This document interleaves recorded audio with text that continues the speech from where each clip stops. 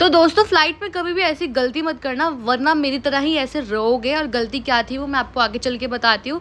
तो दोस्तों गलती ये थी कि हमने सीट ना मिलने पर एंड वाली सीट बुक कर ली थी, और जो मुझे डर लग रहा था क्योंकि प्लेन कभी राइट को मूव कर रहा था कभी लेफ्ट को।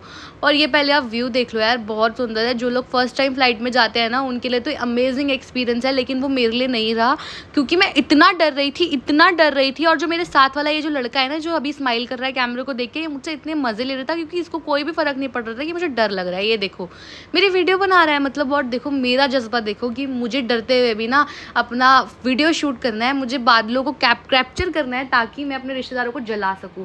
और ये देखो मेरी फ्लाइट में ना आग लग गई थी, शायद से धुआं निकल रहा है और पता नहीं हम जिंदा बचेंगे या नहीं बचेंगे। बट फिर भी अभी मैं आंखें बंद करके ट्राई कर रही हूँ कि मैं थोड़ा पैनिक ना हूँ।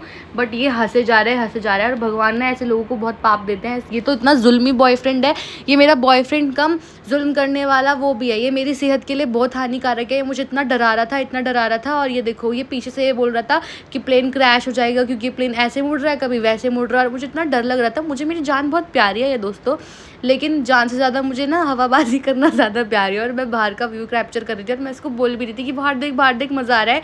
और पता है इसने मुझे 3-4 बार बोला कि विंडो सीट छोड़ दे, बट मैं क्यों छोड़ूंगी यार, मैं तो लड़की ठहरी ना, मैं तो रोने लग जाती हूँ। विंडो सीट पे भी बैठना था, डरना भी था और बाहर का व्यू भी एंजॉय करना था, लेकिन मैंने पूरे मज़े करे। लेकिन इसने मेरे मज़े लिए, मैं फ़्लाइट के मज़े ले रही थी और इसने मेरे मज़े लिए। ये देखो मैं कितना डर रही हूँ, कोई सोच भी नहीं सकता। कोई हंसी रहा होगा मुझे देख के, और हंस रहे थे कैबिन वाले सारे लोग मुझे देख के हंस रहे थे।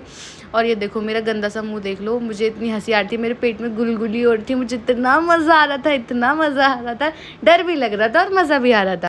और दोस्तों इतना ही नहीं, आपको पता है मेरा लगेज खो गया। मतलब हम जा रहे थे दिल्ली टू शिवमोगा और हमारी 2 फ्लाइट थी, दिल्ली टू बैंगलोर और बैंगलोर टू शिवमोगा। और जब हम बैंगलोर उतरे और मैं कम से कम 1 घंटे भूखी, मतलब मेरे को इतनी भूख लग रही थी क्योंकि अर्ली मॉर्निंग की फ़्लाइट थी, तो मैं घर से कुछ खा के नहीं गई। और जब मैं बैंगलोर पहुंची तो मुझे इतनी तेज़ भूख लग रही थी, तो फिर मैं वेट कर रही थी कि जैसे भी फ़्लाइट रुकेगी और मैं कुछ खाऊंगी। देखो मैं सो गई यार, मुझे भूख बिल्कुल कंट्रोल नहीं होती, मैं सो जाती हूँ। और ये मेरी बेइज्जती कर रहा था कि मैं सो रही हूँ, फ्लाइट पर इंसान सोने आता है और क्या करूँगी मैं। और फिर जब हम लैंड हुए ना बैंगलोर, तो फिर मैं ना 1 घंटे लगेज के पास खड़ी रही। मुझे लगा अब आएगा। पूरी बेल्ट खाली हो गई, बस मेरा लगेज नहीं आया था। फिर मुझे बाद में पता चला कि मेरा लगेज तो सीधा शिवमोगा पहुंच गया है।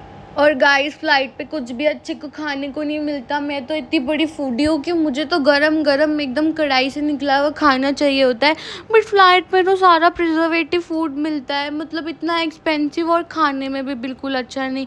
अरे हमने तो सिर्फ एक सैंडविच खाया था और वो हमें 400 रुपये का पड़ा और हमें अच्छा भी नहीं लगा। फिर मैंने कहा यार मैं अपने पैसे नहीं वेस्ट करूँगी, मैं बस जल्दी से वेट कर रही थी कि मैं शिवमोगा जाऊँ, कर्नाटका के अन्नाओं का डोसा खाऊँ। और मैंने तो वहाँ पर जाके इतना डोसा खाया। और दोस्तों ये देखो हम ना बस में आ गए हैं क्योंकि हम पहुंच गए। मेरा मुंह देख के आप जान सकते हो कि मैं कितनी भूखी प्राणी हूँ। इस टाइम मेरे को कितनी भूख लग रही होगी। मैं इसको बोल भी रही हूँ कि मुझे उल्टी आ रही है भूख के मारे, मुझे बस जल्दी कुछ खाना है।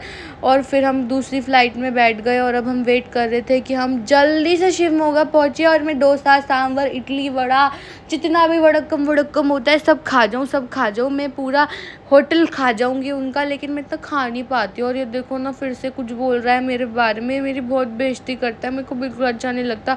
छोड़ो आप, ये बादल देखो, ऐसा नहीं लगता ये रुई है। मेरा मन करता है मैं खिड़की खोल के इन बादल पे कूद जाऊँ, लेकिन फिर अमित बोला कि तुम नीचे गिर जाओगे क्योंकि वो रुई नहीं होती, वो सिर्फ हवा होती है।